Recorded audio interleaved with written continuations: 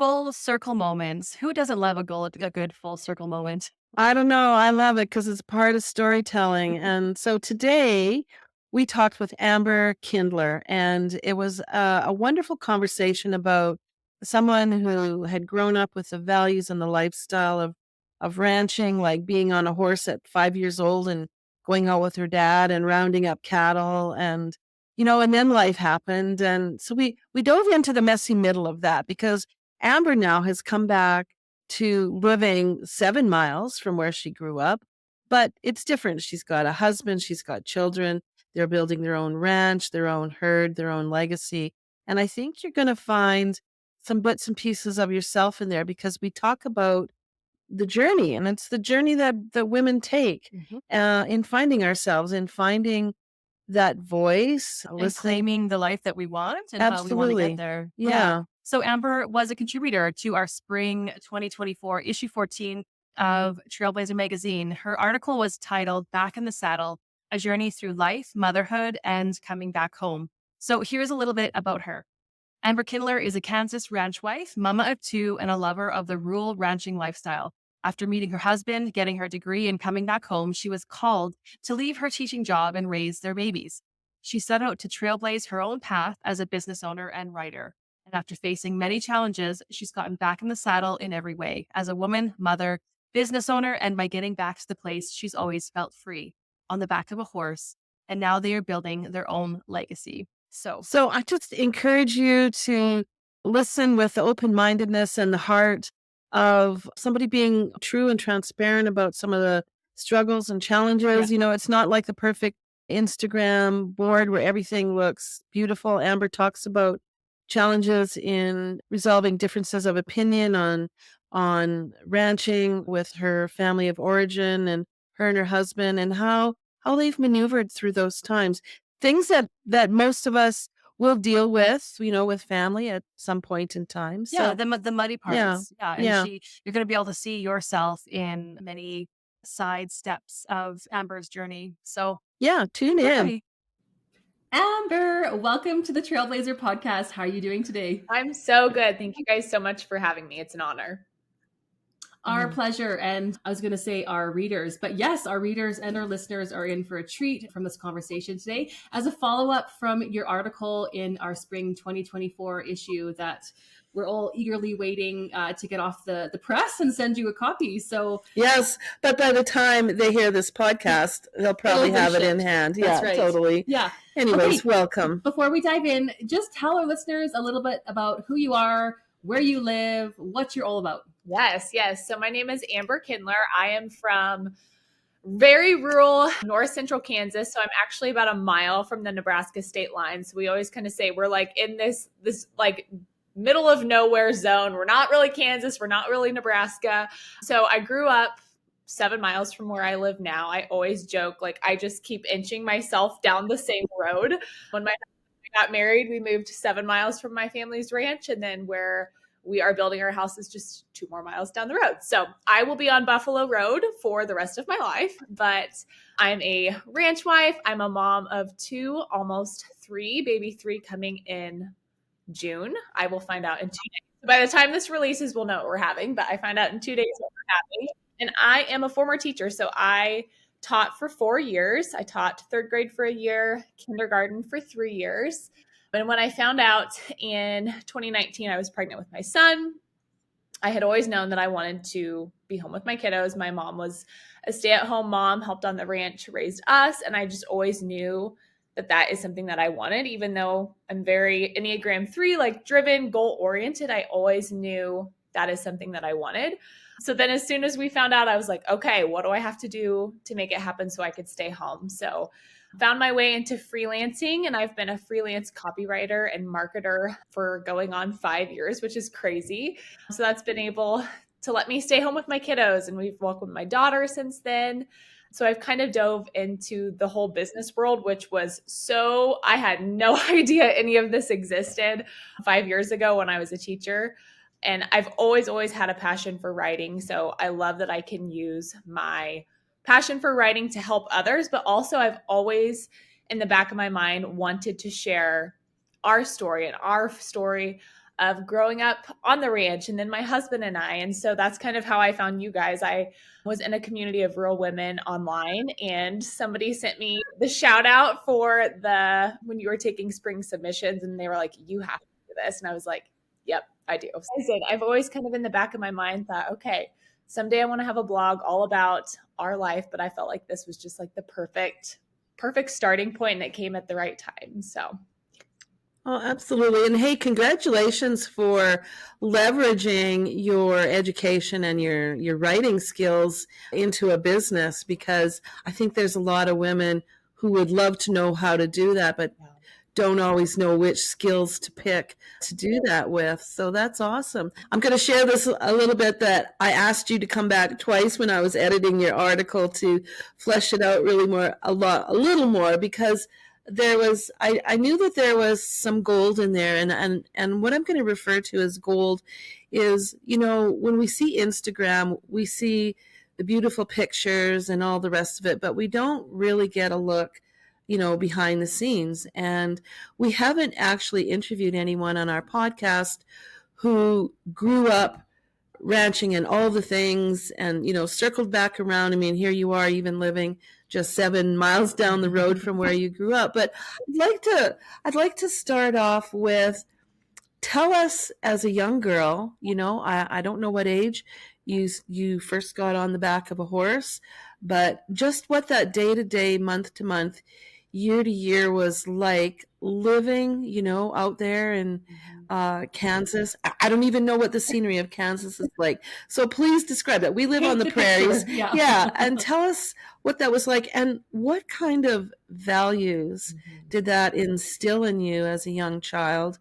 What kind of beliefs did that plant in your mind, in your heart, as to why that was an important lifestyle for you? So tell us a little more about that. Yeah. So where we're at in Kansas, we're very much prairie here as well. So summers, I got on the back of a horse when I was probably 5. And I remember distinctly like summers, gathering cattle, working them, giving them kind of their summer shots. And I remember I would be up at 5:30 with my dad, like, okay, let's saddle my horse up. Like, I absolutely loved it.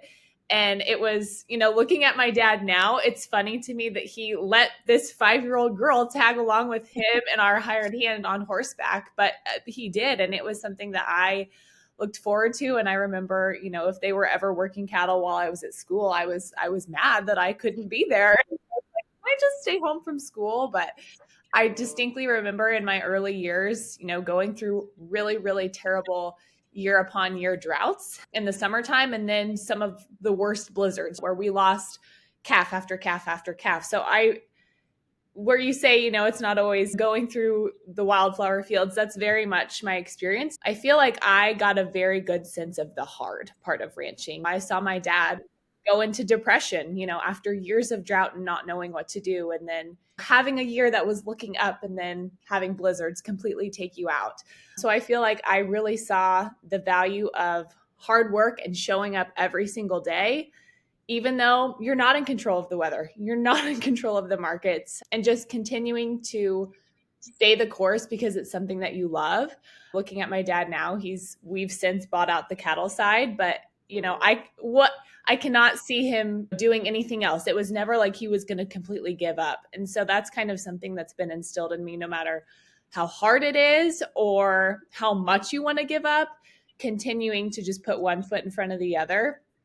So that's really been something that's kind of stuck with me through all of those experiences and things that I've learned. But I think also along the way, I learned maybe what I didn't want for my future, because my husband and I now, we want to be a family. We want him home for supper. And that wasn't always the case, for me growing up. I remember in the summer, I don't really remember my dad being there. He was always out, working late and doing what he could. And so I think a lot of it for us now is, how can we still make ends meet, make money, do good, but also balance that family? And I think that is a big part of my husband and I's kind of focus, is how can we set this up to be more efficient so that we can make a good living, but still have a really, really great family life. Do you think that outlook then is based on kind of you're the next generation, you look at, because we have a lot different opportunities in the world than we used to. Like you, here we are talking through a computer screen. 20 years ago, 10 years ago, that wasn't a thing. So do you think you and your husband are part of this generation that are leveraging technology and other kinds of things to help you grow your business? Yes, definitely. My husband's very, I think the word innovative is what describes him best. He's a researcher. He went to school for beef cattle management. He probably could have figured this out without a degree, but I think just those experiences and the people that he's been able to connect with. He had an internship on a huge ranch in the Sandhills of Nebraska who's like world known. And I think just those experiences and the things that he's learned, he kind of saw like, okay, the world is moving this way and we have to move with it. So what can we do to be more efficient, be more effective, market our cattle certain ways so that we can make a good living, but also to keep up with the times, because what worked 20 years ago or 40 years ago is not probably going to work now. So how can we evolve with the times, but still stay grounded in all of that? I think is a big part of kind of what we're doing moving forward and kind of how we're setting up. We've kind of set up the cattle operation when bulls are turned out, when calving season hits, the way we graze, all of that looks very different from the way my dad did it. But he can kind of see just from his experiences and the things that he learned, like this is what works in this area and this is what's going to be best for our family, best for making a good income. So kind of evolving with kind of the times. And that's what I was going to ask you. Would you say that the internal motivation to be innovative and try and, is there a new way to do something to be more efficient? Would you say the internal motivation is to have more of a family life balance? Because I know probably what are the top 3 words that you would think of when you probably grew up seeing your dad run the ranch, and it would be sacrifice, right? Like so often the ranch comes first, the well-being, like the cattle, all that comes first. And do you feel that you're changing that or on your way to kind of reinventing what that lifestyle looks like for a modern family, ranching family? Yeah, absolutely. My dad, like I said, he kind of grew up being raised by his great grandparents. And so I think he didn't always have that male role model, as a father figure. And so that I think kind of went into the way that he did things. He of course loved his family, but he felt very much like work had to come first. We have to keep this going. I have to be out here doing this. And while of course that's true, I think my husband and I are seeing like, yes, the ranch has to be important, but family still has to come first. And how can we make those things work together? Of course, there's seasons of sacrifice. Calving's coming up. I know he won't be home for supper every night, but how can we make it the best that we can? And I think really kind of going at it as a family, like we go with him a lot. And, I went with my dad a lot too, but it's just different. It's sacrifice, but still being able to put your family first. And just setting it up in a way that is possible and we don't feel like we have to be out there every waking moment, if that makes sense. Well, I know I think about it too, even with cell phones. I would, guess like, let's say 40 years ago, the man heads off for the day and his wife doesn't hear from him or see him. And hopefully he's going to be home. Well, at least there's supper still looking decent kind of thing. So you think about it, you got a cell phone, you can text, you can call. We're also much more accessible. Yeah. That connection is happening all the time. And I want to say too, the innovativeness for you to leverage your love of writing and the skill that you would have gained, through teaching a very traditionally woman's career, and probably a lot of ranch and farming women teaching or nursing, those were kind of income off the farm kind of thing. And you've leveraged it into a business. So how's the business going? How are things going with that? It's great. It's great. And I think I mentioned to you in one of our conversations, I'm kind of at a point where I can't take on more clients. I'm kind of at that point where my roster is full, which I am so, so blessed by.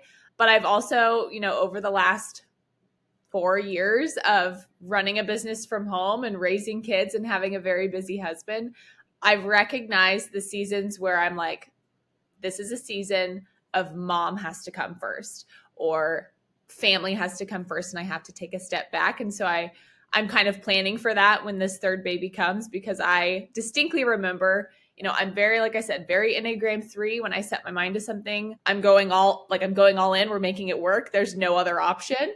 And so I remember, having a newborn, and I had just started my business, and I had, multiple clients, and it was great. And I loved what I was doing, but I was so burnt out. It led to me being very anxious and on edge, and me being a workaholic. My husband would come home at 8 o'clock, and that should have been family time, and I felt like I had to work. And so I've definitely navigated that over the last few years too, of having to kind of accept and lean into when it's time to take a step back from work, step into that family role, and be okay with that. And that was really, really hard for me, because I had reached X level of my business. I had this many clients. I was making this income. And in my mind, like, I should be able to sustain that forever. But that wasn't the reality. And I think that's something that a lot of women struggle with is, you get to this certain level and you don't want to drop off or dip below that, but you just feel like you're pulled in so many different directions. And that's definitely kind of how I felt. And so then when my daughter was born in 2022, I kind of had to take a step back. And then this year, I'm realizing I'm going to have to take a little step back, but I feel so at peace with it now. And I think a lot of that was just having those hard conversations with my husband. Like, I need help. I can't do this. Like, can we make this work? Like, how can we work together to make the finances flow, but to also allow me to be a good mom? Like, there were times where I'm like, I feel like such a crappy mom. Like, I am on my computer all day, and that's just not what I wanted. Like, when I wanted to be home and run a business from home, I wanted that flexibility. And it was me putting that pressure on myself, but that's just really something that I've kind of had to learn, is when to ask for help, when to say no, and when to step back and be okay with it. Yeah, because I'm thinking, sorry, that you probably can look back and see what your mother's role was on the farm and the ranch, and you probably have the same roles and the business and whatnot. So how do you think you manage your time differently than maybe she did back when you were a child? What do you see that you've had to prioritize or fine tune or even just let go of? Like, we're not having amazing home cooked meals every night, or whatever Maybe those things are. I don't know. If you are, lucky you. No, we are not. I think for me, prioritizing those pockets of time, like, as much as I don't want to be, I have had to become a morning person. So I'm up 5:30. I try to get a couple hours of work in. That's where my brain is firing the most. After 1, 2 o'clock, it's kind of downhill from there. So I have my most creative, productive hours right away in the morning. So I try to get up and prioritize that solid work block until the first kiddo wakes up. So I have a couple hours in the morning. And then when they wake up, it's kind of snuggles, mom time, play, breakfast. And then, mid-morning, I might do a little bit of work, play a little bit, have lunch, and then have that work time in the afternoon while they're resting or playing or whatever. So I think for me, it was just kind of having their fluid and flexible work chunks, but having those dedicated times that I can work. So that's definitely something I've had to lean in. And then just letting go of the need to have gourmet meals or have the perfect house. Like, my husband always tells me, Amber, it does not have to look like we don't live here. So the floor might be dirty. There's dishes. There's laundry. That's okay. Last night we had just like a mix of random leftovers. Everyone was fed. Everyone was happy. It's okay. And I think that's kind of something that I remember my mom feeling like she had to have the clean house, the gourmet meals. And that's something that, kind of her side of the family is very in tune to. They're very creative. They're great cooks. They're great homemakers. Not saying that I'm not, but that is not my strong suit. And I know that. I'm okay with that. My husband's okay with it. We have our rotation of 7-ish meals that we kind of stick to, but it's okay. We're all fed. We're all happy. So that's definitely something that I've had to just let go of and be okay with. I'll also say I have, over the last 4 years, kind of every once in a while hired help for cleaning my house because I despise doing it. And at first I felt really guilty for it. I'm like, I'm here all day. Why should I pay someone to clean my house? Well, you know what, Amber? You're doing a lot when you're here. You're running a business, you're raising a family, you're keeping food on the table, even if it's not gourmet. You're doing a lot of things, and it's okay to ask for help. And that's really hard for me. So whether it's help with the house or help with the kids, those are things that I've had to ask for help with. And it's getting easier and easier. And I think that's something that I would encourage all moms, working moms, whatever you are. Like, if there's something that you absolutely like despise doing and you can outsource it or ask for help, like, do it, because it will make you feel so much better. Like coming home to a clean house, knowing I didn't have to spend my Saturday where we can be a family out, together cleaning the house, like, it's the best feeling ever. I totally agree. We agree. Yeah. So speaking of roles, like what and expectations of roles, especially as women on a ranch, a working ranch, how do you, when you look at, your mom and when she was your age and seeing her roles and expectations, and then here you are today, how does that look and feel different to you, and why is that important? So my mom did not work outside the home. She was fully mom and there to help dad. And so, she was out there helping pull calves and driving trucks in the harvest field. And that was very much her role, was to serve the family and the people around her.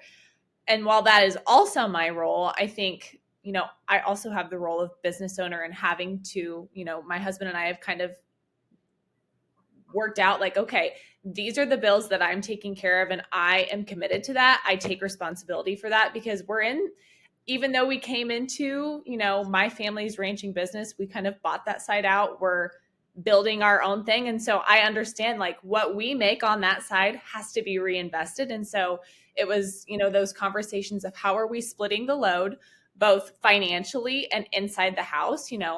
We work together very much inside the house, but there are times where, I'll have to go out and help him, and that's okay. But I don't get in a truck at harvest. I don't do that. He knows that. I don't think he would want me to do that. But, I always tell him, like, I'm here. If you need me to go run and check these heifers for you so that you don't have to do that, whatever you need me to do, I'm here. I can help you do that. But also, I had to call on him this morning. Hey, I have a podcast interview. I need you to take the kids for an hour and pick Judd up from preschool. So we each have our distinct roles, but also we're very much kind of helping each other out, calling on each other, leaning on each other. And I think that's a little bit more kind of fluid and flexible than my parents had, where my mom was strictly kind of doing the mom thing, the there for dad thing, and not running a business while she was doing it. I'd like to kind of dive in a little bit on the communication, and I'm going to throw the word conflict resolution, because I sensed in the article and how we've chatted that transitioning to buying part of the ranch and making you and your husband making new decisions as your own family and whatnot, how have you guys managed, like, some of the tough conversations or change in beliefs or values or goals? You mentioned legacy in your article a couple of times, that's what you and your husband would like to build. So because our listeners are listening to this thinking, I mean, there's family business, there's being in business with their family, and then there's like generational ranching businesses, and that's just got so many more levels to it, right? That can complicate, and there's just so much more invested. So tell us about that. How did you navigate? Yes. And this was part of the article that I know was it, like, I had to get it pulled out of me, because it's tough. It's tough to put it into words.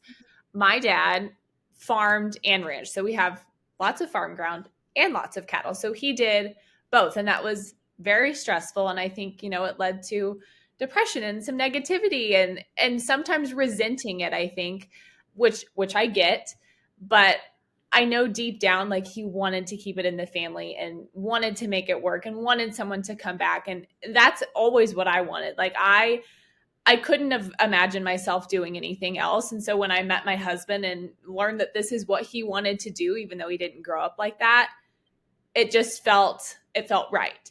And so when we came back, they kind of started working together. My husband just worked for him, helping him with the cows and the farming, and then kind of took on that responsibility with the cattle because that's what he's super passionate about. He'll help with farming, but that's not his passion. And so there were a lot of different tough conversations around work-life balance because, you know, my dad doesn't really have that, and we wanted that for our family. And so that was very hard to navigate. It was very hard for me because I felt stuck in the middle. Like, obviously, I love my dad, I love my husband, but when it comes down to it at the end of the day, the family I have to fight for is the one inside my four walls.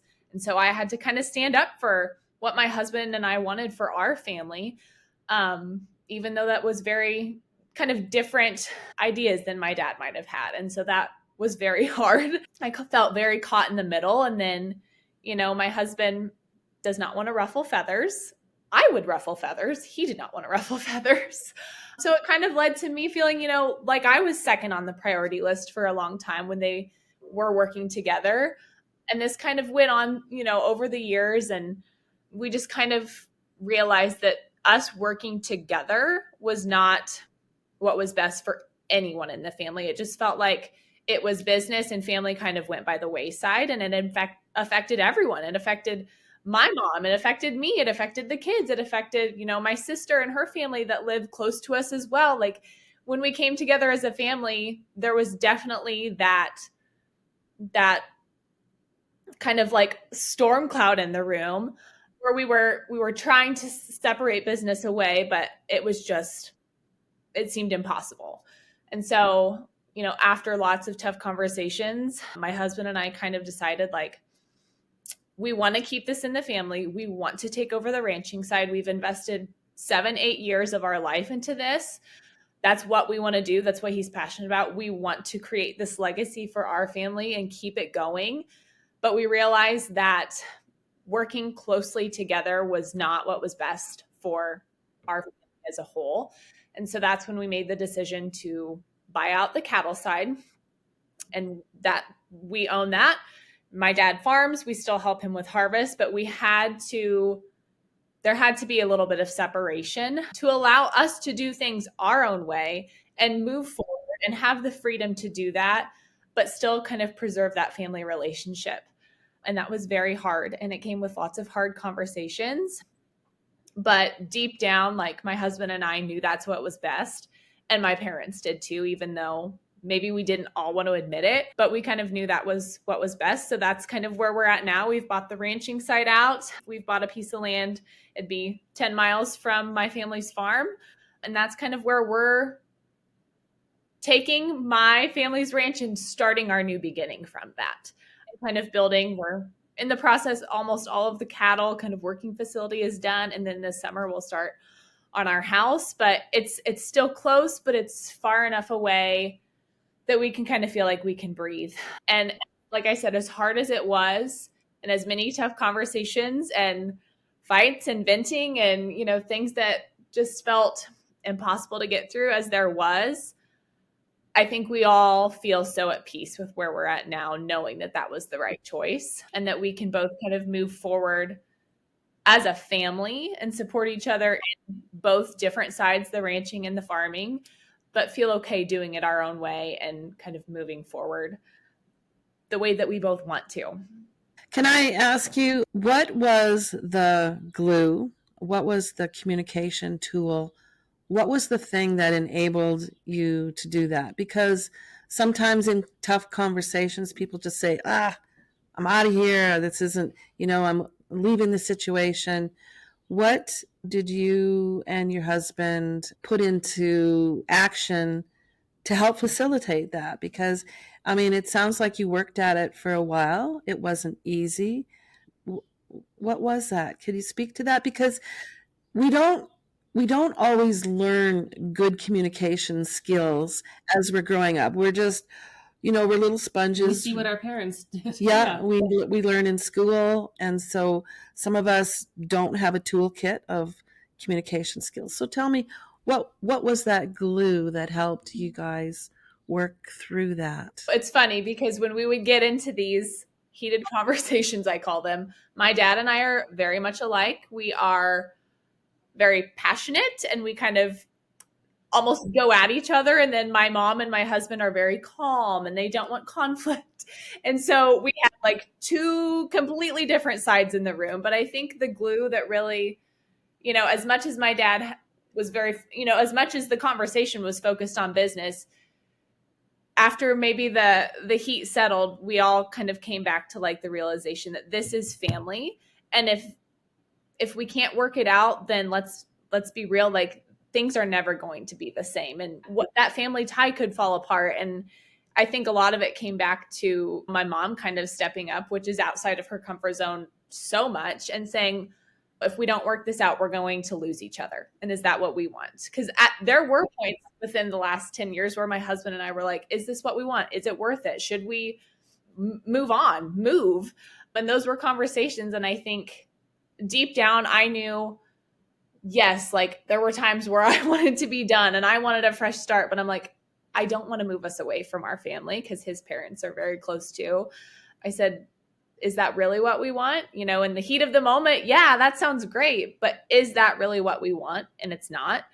And I think for my mom, the thought of us not being as close as we are was heartbreaking. And it was to me too. And so we both knew at the end of the day, we've got to make this work, even if it means separating, whatever we have to do, because at the end of the day, we are family and we want to remain that way. And we want our kids to grow up hanging out at their house and them coming over and kind of getting over that hump that I felt like we had been climbing for 8 years.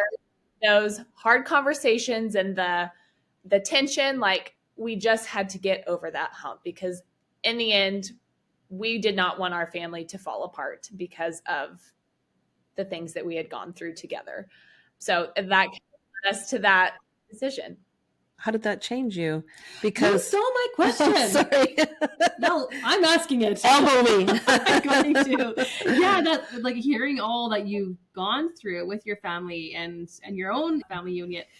How has that? What has that developed in you as a woman? Oh gosh, I think a lot of things. Patience, communication skills, a really good idea of, what, as we're building, and we have a son and a daughter who are obsessed with the ranch and what they're doing, like a good idea of how we want to set things up moving forward so that we don't have to go through that with our own kids. Kind of what opportunities, how are they going to work with my husband if that's what they want to do?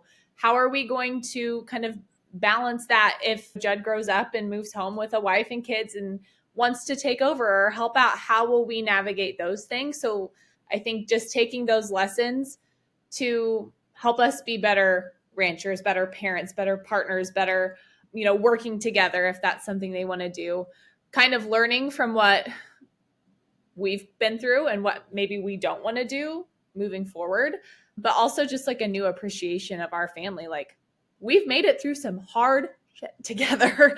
And I think that's something to be proud of, I guess, even though maybe I wasn't proud of how every conversation went and I didn't walk away from every conversation feeling good, but knowing that we've made it through hard things with the people that we're closest with. So, I feel like any conflict that comes my way, whoever it is, we can get through it. What a solid thing to know that you have within yourself, because not everybody gets there, right? And people can carry bitterness and resentment for years, and then the relationships fall apart, and that's life, right? And they're qualities that only hard experiences can develop in us. We can't, like, if life is just easy, we don't get to face and grow that way. So yeah.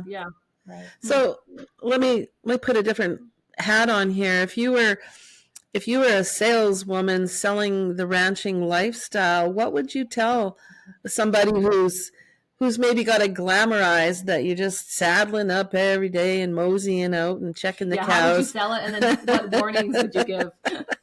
You don't control the markets, you don't control the weather, you don't control so much of it.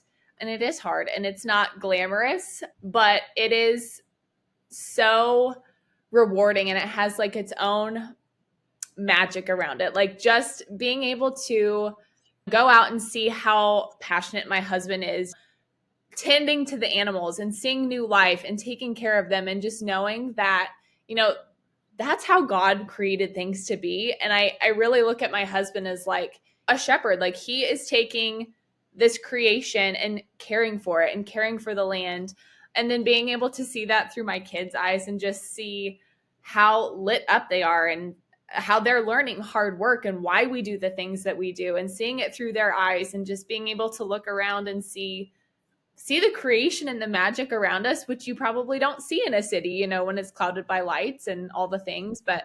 And just knowing that it's our responsibility to take care of this, and we have this opportunity to take care of this land and these animals and feed America and feed the world. It's a big responsibility, and one that I don't think a lot of people know. They go to the grocery store and they buy their beef, and that's that. But getting back to the root of it, it's caring for the animal from the time they're born to the time they leave you, and just that whole process. And just, it's so rewarding, even though it's so difficult along the way. But I don't know, it's just, it's rewarding, it's challenging, it's beautiful, it's messy, it's all the things. And for me, I've never known any different. And so, I went to I call it a city. It was not a city to most people for college. And I'm like, I got to get out of here. Like, this is not for me. And I think it's a lifestyle that if you are meant for it, that. And some people aren't, and that's okay. But yeah, it's glamorous, but it's also not. Yeah. I love in your article. So, and we haven't said the name of it. And so you named your article Back in the Saddle, a journey through life, motherhood, and coming back home. And I love how you started your article describing being on the back of a horse, horseback riding, and then you end your article in the same way. And I think that was just such a beautiful symbolism of really fighting for the life that you and your husband wanted, and finding your way back home, but in your own terms, on your own means. Can you tell us a little bit about that, or dive a little bit into that? Because I think, first of all, if someone's never been on the back of a horse, how would you describe that feeling, and what does that mean to you? It's just like the most freeing feeling. And there's also like a special bond that comes with a horse. They can feel every single thing that you're feeling with you on the back of them. If you are anxious and you're tight, they can feel that, and then they won't perform well for you. And so it's just really, for me, it was not only freeing, as a little girl, I thought it was fun. You get on the back, you go so fast. But now as an adult, it's almost like self-care. I get on the back and I know that, like, it's time to relax, and me and the horse are together, and you're riding out and kind of having just that peaceful time with yourself.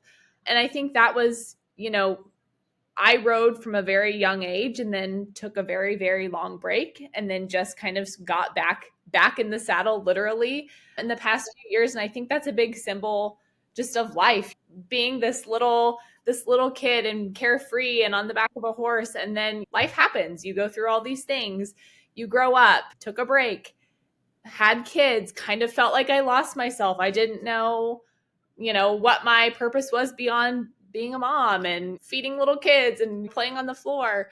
But then coming back to that, what I love and who I am, and getting back on a horse and kind of finding myself again in that. And literally in life too, finding myself, getting back to healthy habits and things that I enjoy doing, and having a little bit more work-life balance. It kind of brought it full circle to me.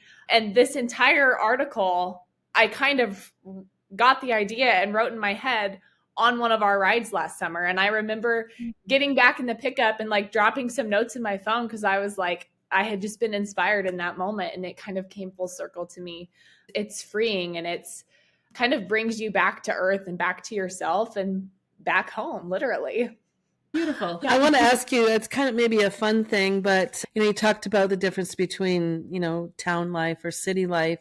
I want to dive in on clothing, because I know when Erin does her chicken chores, she's got jackets that are dirty and ripped, and they would never go to town. Like, those clothes are not going to town. Boots, yeah. So town clothes versus everyday clothes. Because again, I want to shed some light for the woman who's listening, who she gets dressed in the morning and that's what she wears for the day. And if she's going to change into PJs, after 8 at night, there you go. But what's the difference between town clothes and everyday clothes in your life? Like, And paint then that probably picture. house clothes. Yeah, totally. Yeah. Tell us about that, because when, I've just been in lots of farming, ranching situations. People say, well, get your town clothes on, but somebody might not know what the heck We're does that taking mean? a good car today. That's right. Maybe I'm not the person to ask this because I'm loves to be comfy. So I'm in leggings and a sweatshirt. And if my husband needs me, I throw my muck boots and my Carhartt on. But then I'll come home and put on like my tennis shoes and my not poop covered coat and go to town. So I am a very practical, like I wear what I'm comfortable in. I can ranch. I can take care of kids. I can go to the coffee shop. I can have a business meeting. My wardrobe encompasses all of that. But I would say ranch clothes, jeans, something comfy on top, something that if it's going to get ripped or pooped on or whatever, you don't care about it. Town clothes, something a little bit nicer. But for me, I kind of do the wardrobe that fits for anything. So so what is your rodeo best look? What would that be? I do have a pair of cowgirl boots that I got in college, and they are my all-time favorite. They've got like a sparkly cross on them. I've worn them for my engagement pictures, my wedding, my baby showers. They've been with me through every stage of life. I will never get rid of them. I love them so much. Every time we go somewhere, someone comments on my boots, and my husband jokes with me like, oh, somebody else is going to comment on your boots today. I say, well, you're just jealous commenting on your boots, but whatever.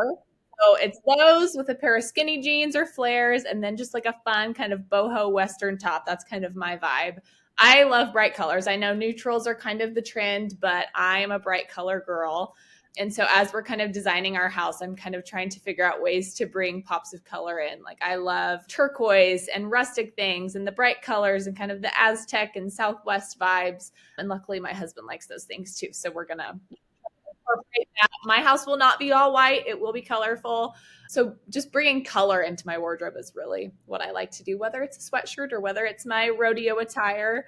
But it's just kind of my way of like breathing freshness and life and positivity into my day and into the people that I'm around. So, and cool. And do you have a hat? A lot of ball caps that I wear just here and there, and then cowgirl hats. And yeah.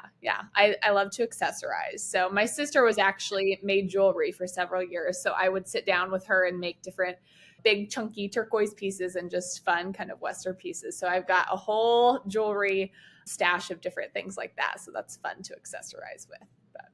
Oh, totally. Cool. I love that. Cool. I love that. So, Amber, thank you so much for coming on and, first of all, submitting your article. I think our readers, there's so many pieces, whether they live a ranching lifestyle or not, that are relatable as a woman and a mother and a woman in business. Where are all the places that people can get in touch with you? Yes. So thank you guys so much for having me. It was an honor to be featured in the magazine and here on the podcast. But I am just at Amber Kindler on Instagram and Facebook. So that's kind of where you can find me there. And when you are accepting new clients, tell us, this is your chance to spill the dirt or pitch. Yeah. Instagram will be where to find me there at Amber Kindler. And like I said, I've always wanted to share our story and our ranching lifestyle. And so over the years of all of my different business ideas and all the things that I've thrown out there, a blog and a way to share our story has always been at the heart of it and something that I have never lost sight of. So like I said, I'm kind of in that season of stepping back from work and leaning into family. But as I do that, I don't know, I feel like every time I'm pregnant or I'm getting ready to literally birth a human, I have all these ideas that I want to birth at the same time. And so, it might be my year to do that. So that will definitely come someday. I don't know what day that will be, but Instagram is where you would hear about it. So. Absolutely. And thanks for being so candid with us, just sharing a little bit behind the scenes, because a lot of women, a lot of even men who are listening to this don't really have a sense of what the lifestyle is like. So thanks for doing that. Appreciate it. We appreciate you. Yeah. And I think a big thing, just any woman listening, like, that I would want you to take away is no matter, whether you live a ranching lifestyle or not, just know that whatever hard thing comes your way, you will find your way through it. And even if you feel like you've lost yourself in motherhood or business or whatever it is, like I say in the article, like that version that you're looking for, she's still in there and you will find her. It's just keep showing up, keep fighting for what you know is right, and fight for your family and stand up for that. And that will lead you back to, you know, that person inside of you and whatever your version of home is. Kind of looking back at all the peaks and valleys of my life and my story, I feel like that's kind of my main theme. Like after all of these things that we've gone through and, you know, sifted through, finding what's important to you, finding who you are, and just coming back home to yourself. And for me, quite literally coming back home. Thanks for capping it off that way. I really think our listeners and our readers of the magazine will get that through your storytelling, that you're a perfect example of what you just said. So yeah, thanks for being you too. Yes, absolutely. Thank you so much for having me. We'll keep in Okay. touch. Yeah.